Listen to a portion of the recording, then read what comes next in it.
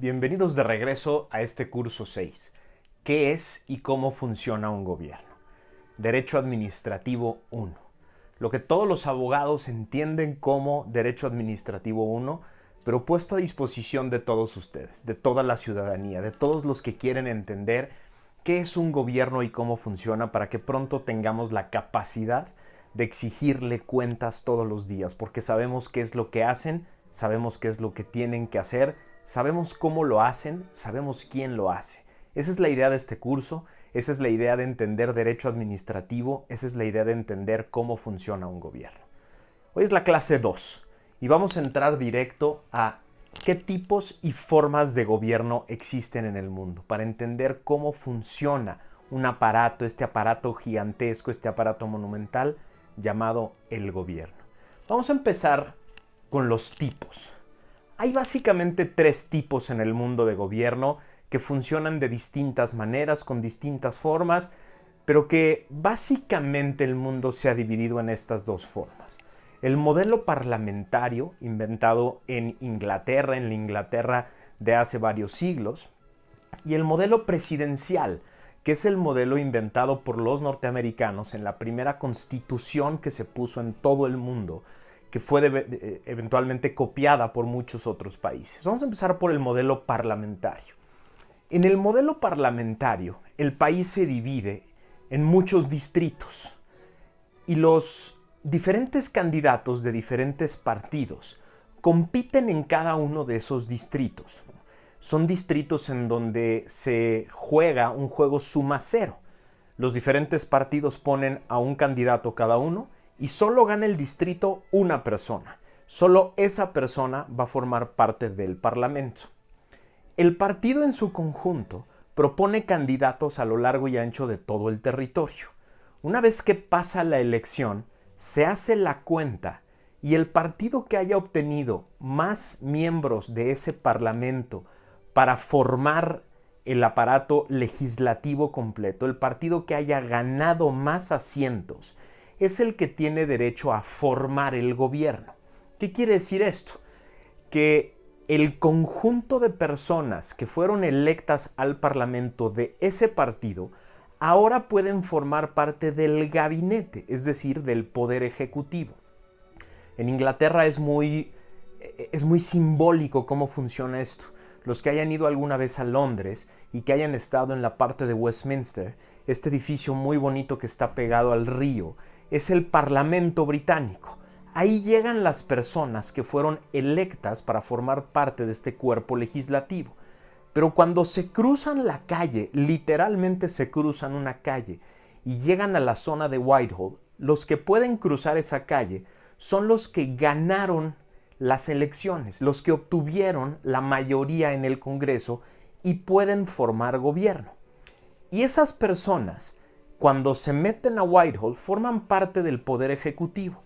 Básicamente de los 2 primeros escalones, de los 2 primeros niveles de gobierno en los que se puede ejercer políticamente el nuevo proyecto de gobierno. Es muy bonita toda la tradición, porque una vez que pasan las elecciones, el líder del partido que ganó se sube a su coche, recorre toda la calle de Whitehall hasta llegar a la calle que va directo a Buckingham.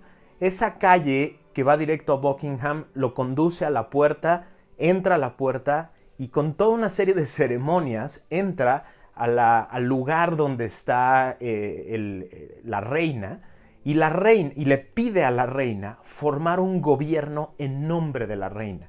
La reina es la jefa del Estado británico y es la que puede conceder a una persona electa políticamente como líder del Parlamento como nuevo primer ministro. En ese momento, en el momento en que pide permiso y la reina le otorga el permiso, este personaje que era solo el líder del partido opositor o el líder del partido del gobierno, a lo mejor que disolvió el Parlamento, en ese momento se convierte en primer ministro, se vuelve a subir a su coche, baja al estacionamiento y regresa por el Mall hasta la calle de Whitehall para llegar ahora a la calle de Downing, en el número 10, Y cuando se mete a la calle de Downing al número 10, es ya el primer ministro que puede formar un gabinete, pero solo puede formar un gabinete con las personas que forman parte del Parlamento, con los que fueron electos al Parlamento. En este tipo de forma de gobierno, lo importante es la mayoría, lo importante es la gobernanza, lo importante es la capacidad de gobernar, porque hay mayoría. Cuando se pierde la mayoría, cuando el primer ministro ya no puede pasar leyes y pasar decisiones en el Parlamento, se entiende que hay desconfianza en ese gobierno y se tiene que disolver y se tiene que volver a convocar elecciones. Quiere decir que no hay tiempos fijos, que el primer ministro puede ser el líder del momento o un líder diferente si convoca a la mayoría. Por ejemplo, hace un par de años lo que tuvimos es que quien convocó al Brexit y perdió, tuvo que bajarse del cargo de primer ministro, pero no se convocó a elecciones. Theresa May llegó a ser primer ministra sin convocar elecciones, solo por una sustitución del líder del Parlamento, porque el partido mayoritario la respaldaba. Y por lo tanto, ella reconfiguró el gabinete solo con las personas que formaban parte del Parlamento. Entonces, este es el tipo de gobierno parlamentario. Ahora vamos al tipo presidencial. Los norteamericanos crean, cuando llegan a Estados Unidos y forman las 13 colonias y después forman a la Unión, a una federación, crean un tipo diferente de gobierno. Primero, crean un gobierno en donde el titular va a ser al mismo tiempo jefe del Estado y jefe del gobierno. ¿Por qué? Porque no quieren un rey, porque no tienen un rey, porque no quieren una familia real, no quieren gobernar con esta forma de la que vienen escapando y quieren que la persona que esté en la punta de la pirámide sea al mismo tiempo el jefe del Estado y el jefe del gobierno, que sea electo para las dos cosas. Y quieren un tipo de gobierno en el que esa persona pueda formar su propio gobierno sin tener que depender de las mayorías legislativas. ¿Por qué? Porque el aparato legislativo se crea como un aparato de control, como un contrapeso. Para estas personas que forman las 13 colonias y luego forman la Federación Norteamericana, lo importante no era la mayoría, lo importante no era la gobernabilidad, lo importante no era tener la capacidad de mover las leyes, lo importante era el control, lo importante eran los contrapesos, lo importante es que el legislativo y el judicial fueran un contrapeso real al poder ejecutivo, es decir, tienen una génesis completamente diferente. Este tipo de gobierno, el gobierno de tipo presidencial, está más preocupado por la expansión del poder ejecutivo, que puede darse sin control, y por eso le ponen enfrente a un poder legislativo y a un poder judicial. El poder legislativo que lo va a estar vigilando, va a estar revisando sobre todo la parte presupuestal, y le va a estar poniendo las leyes que tiene que ejecutar, y un poder judicial que va a estar revisando permanentemente la legalidad de sus decisiones. Hay varias características esenciales de un poder de tipo presidencial. La primera y la más importante es que el titular del Ejecutivo, que es al mismo tiempo jefe de gobierno y jefe de Estado, es electo en elecciones absolutamente diferentes e independientes del poder legislativo. Es decir, aunque sean en el mismo día, las elecciones son distintas. No importa quién quedó y cómo quedaron conformadas las fuerzas en el poder legislativo, la persona que tiene un voto más que los demás, esa es la que se convierte en presidente de la República y forma el poder ejecutivo. Esa es la primera característica. Las elecciones son diferentes, no depende una de la otra, no pasa por las mayorías la capacidad de ser electo y dirigir todo un aparato. Segunda característica fundamental de un modelo presidencial, de un tipo de gobierno presidencial. La cabeza del Ejecutivo, el presidente, forma su gabinete de las personas que él quiere, de las personas que él escoge. No tienen que formar parte del legislativo, no tienen que haber sido electos para nada, él las escoge. El tercer elemento que es fundamental es que el titular del Poder Ejecutivo es electo para un tiempo predeterminado por la Constitución que no puede alargarse ni cortarse. No importa qué pase en el legislativo, no importa básicamente qué pase en el país, no importa incluso si el presidente renuncia incluso a su propio partido, el presidente es electo para un periodo predeterminado para el que va a durar completamente, a menos de que sea removido por alguna causa, que normalmente en los tipos presidenciales es muy difícil establecer causas de remoción. Estos son básicamente los elementos de un tipo presidencial puro. Ahora, en el mundo tenemos varios tipos de gobierno mixtos que toman partes de una y de otra. Por ejemplo, tenemos muchos gobiernos en donde sí el presidente es electo de forma independiente del legislativo, pero tiene la responsabilidad de elegir a personas en el gabinete con ciertas características que tienen que ser avaladas en el poder legislativo. Es decir, hay ciertos miembros, puede haber ciertos miembros del gabinete que él propone, pero el legislativo dispone si puede o no tomar el cargo, si guarda o no las características. Por ejemplo, también hay modelos en los que el presidente elige a alguien, pero el legislativo lo puede remover.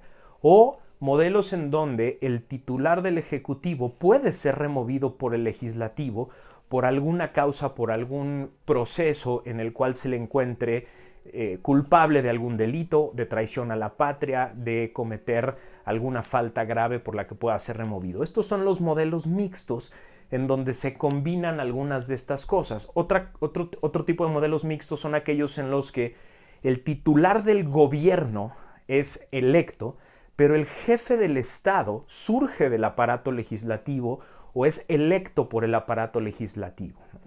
Hay muchas combinaciones entonces de este tipo de gobierno en los diferentes lugares del mundo. ¿Dónde está esto? Siempre está en la Constitución. Siempre está en la Constitución de un país porque el tipo de gobierno es una de las decisiones esenciales, es una de las decisiones más importantes para crear este gran aparato. Ahora hablemos de la forma del gobierno. ¿Cómo funciona el gobierno en términos de longitud, en términos de su anchura, control político, control democrático? Son elementos muy importantes. Primero hablemos de la longitud. Los gobiernos pueden ser pirámides muy puntiagudas, muy largas, o pirámides mucho más cortas en términos de longitud y mucho más anchas y mucho más horizontales, ¿no? ¿Cuáles son las consecuencias de uno y de otro? Bueno, los gobiernos que son pirámides más delgadas y más alargadas tienen ventajas y desventajas. La primera ventaja es el control vertical. Es decir, cuando la pirámide es más delgada, el presidente tiene un control mucho más vertical, o el primer ministro tiene un control mucho más vertical sobre el aparato. Sus instrucciones fluyen, bajan de manera más sencilla. Tiene una desventaja. La longitud hace que las decisiones tomen más tiempo en llegar hasta abajo, pero además la información que surge de las decisiones que toma el presidente toman más tiempo en llegar otra vez arriba para ser evaluadas.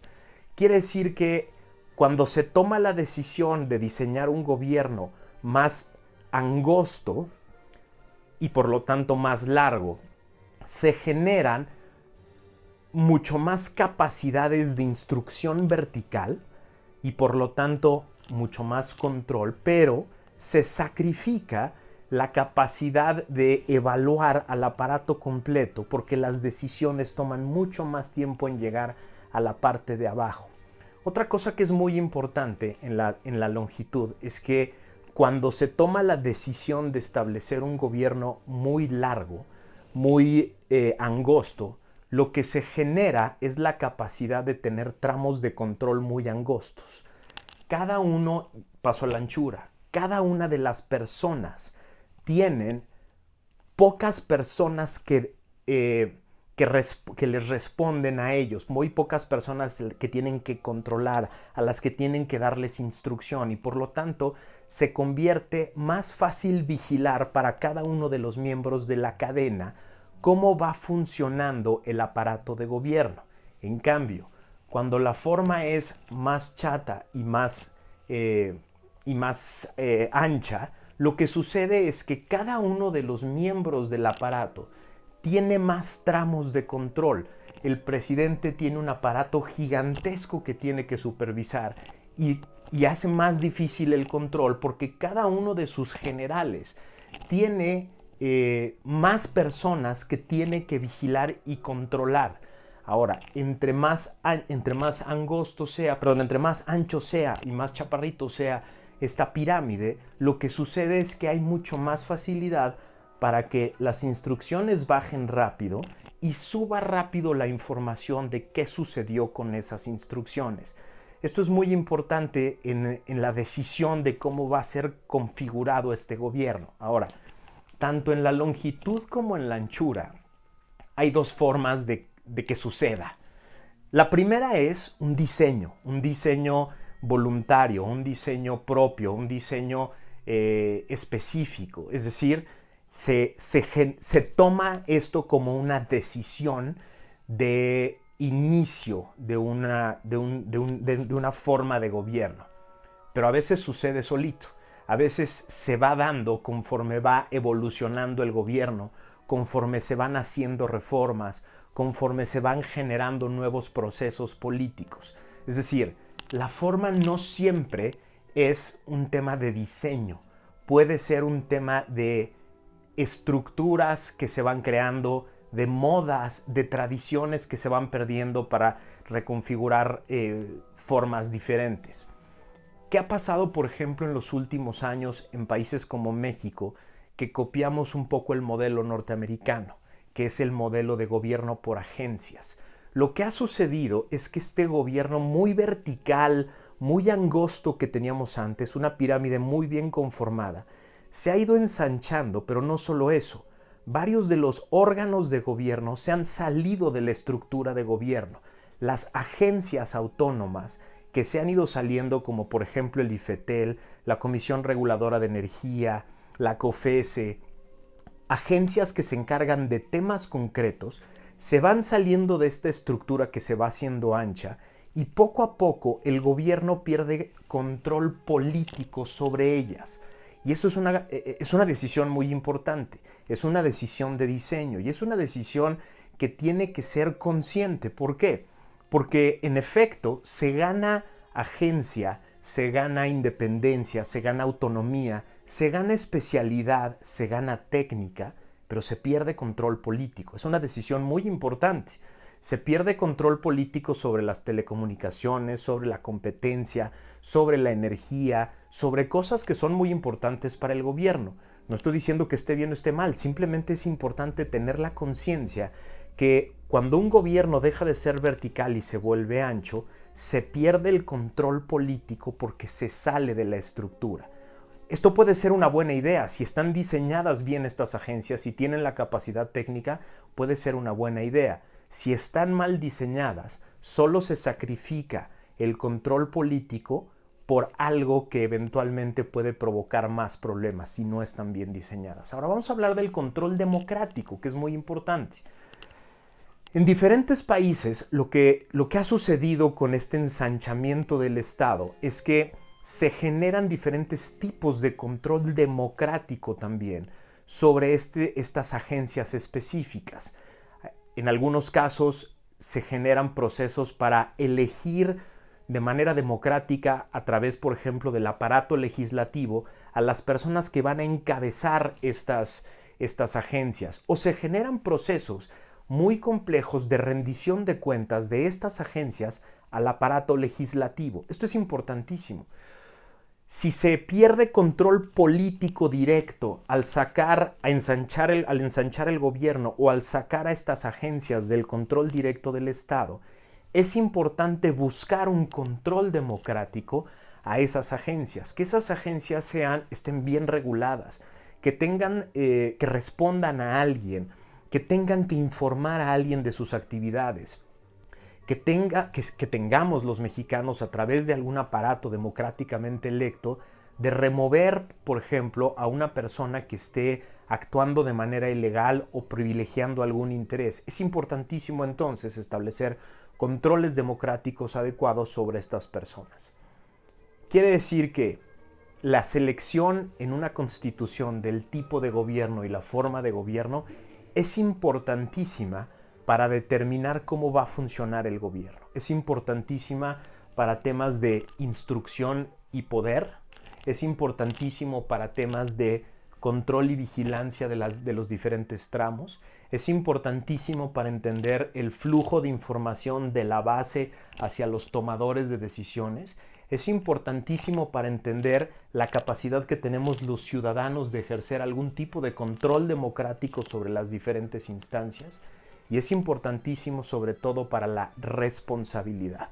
Es decir, para tener la capacidad de asignar responsabilidades concretas a las diferentes instancias en los diferentes tramos de gobierno. Ni uno ni otro, en ningún estudio está demostrado que es mejor o peor. No hay estudios claros que nos digan que entre más vertical y entre más angosto sea el gobierno es per se mejor, o entre más ancho y más independientes sean las diferentes agencias es mejor. Lo que es importante es entender que el tipo y la forma tienen mucho que ver con el ejercicio de gobierno una vez que está diseñado. Nos vemos en la siguiente clase. Muchas gracias.